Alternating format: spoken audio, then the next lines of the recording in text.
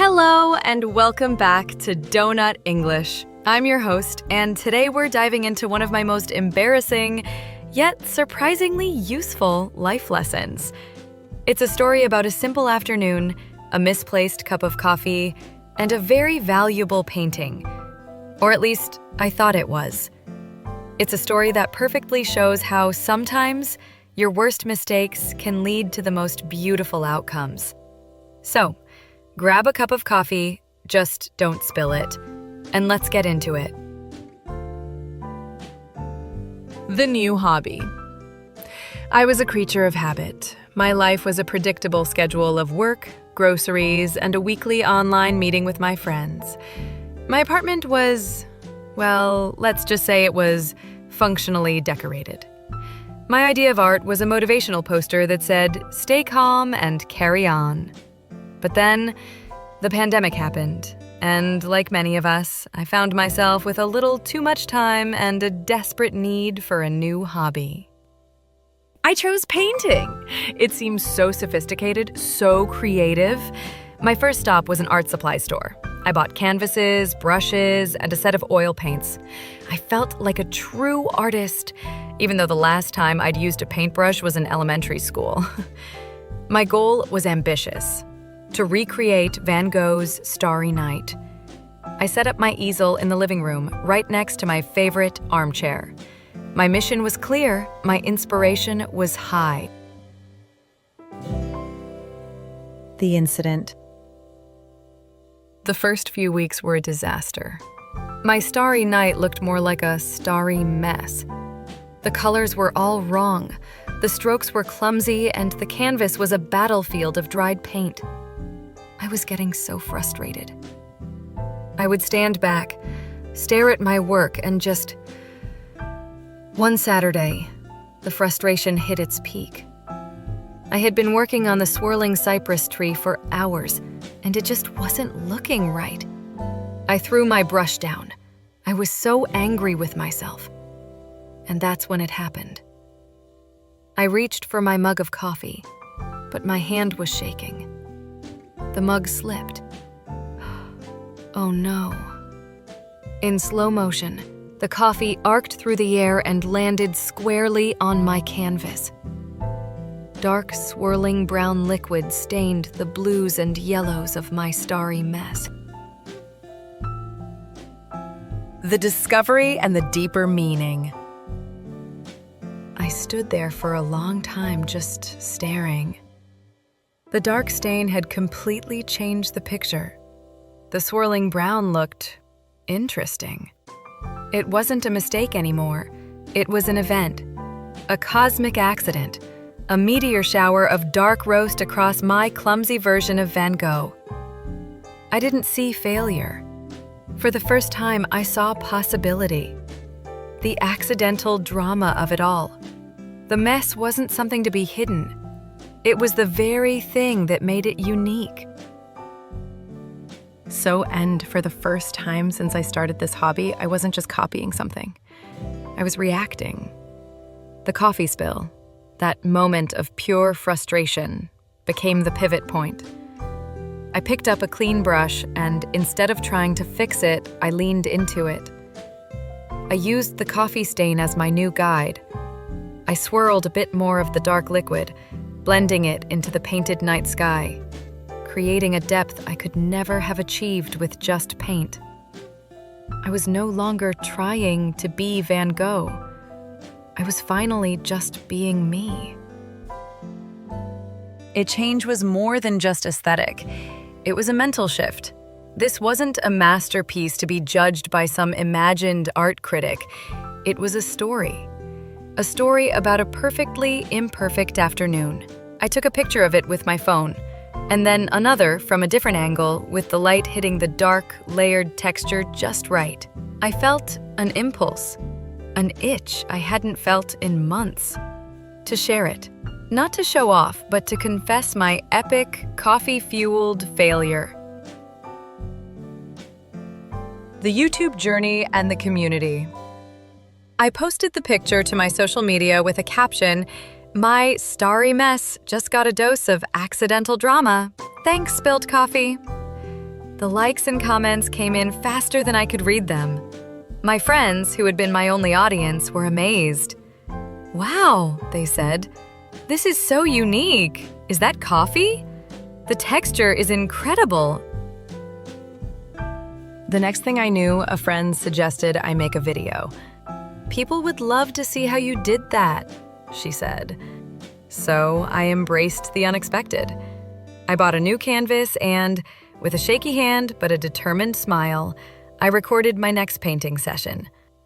I started with intention, a clear, deliberate plan, and then introduced a chaotic, unexpected element. I intentionally used coffee, and then for another project, I experimented with ketchup for a sunrise, sprinkles for constellations. Every video was a lesson in embracing chaos. My first video, titled "How I Ruined a Painting and Then Made It Better," got so many views. The comment section was where the real magic happened. The followers who had been with me for a while loved it. They'd comment things like, "Your video is as messy as my grammar, but it's still beautiful." It made me feel like we were all in this creative mess together. My channel became a hub for anyone who believes that real art and real learning is found in the imperfections. I wasn't trying to be a perfect artist anymore. I was a creative mess maker, and my audience loved me for it. They saw their own struggles in my splatters and stains. The museum moment and the unexpected critic. Then came the email. A local gallery saw your videos and would like to feature your work. My heart did a flip. I was so anxious. Would they like the coffee stain and the ketchup? I wasn't a real artist, just a happy accident creator. I showed up to the gallery with my framed coffee masterpiece, feeling like a total fraud. The gallerist, a woman with kind eyes and an all-black outfit, looked at my painting for a long, quiet minute. She didn't say anything at first. I braced for the polite rejection. Then, she pointed to my accidental masterpiece, the one with the coffee stain. "That," she said, "is your most honest piece." It's a perfect example of embracing the happy accident, of finding beauty in the unplanned. She looked at me, not at the canvas, and added, "So many artists try to control everything. But you let go. You let the mistake become the story." And there it was, my biggest mistake, the source of so much stress and frustration, hanging in a gallery. The sign next to it didn't talk about oil paints or brush strokes. It told a story. It wasn't Van Gogh. It was messy, beautiful, perfectly imperfect. Me. It was a monument to the fact that sometimes the best things in life are the ones we didn't plan for. And my greatest creation wasn't the painting itself, but the story behind it. The challenge of success. The accidental masterpiece was a hit at the local gallery, but that success brought with it a new kind of pressure.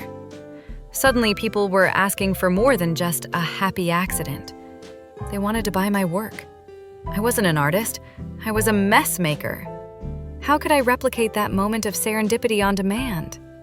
I spent days in my studio, deliberately trying to spill coffee, and it never worked the same way. It felt manufactured, forced. The joy was gone, replaced by a deep anxiety that I couldn't live up to the hype. My online followers noticed too. The comments started to shift from, "This is beautiful," to, "Are you okay? You seem stressed."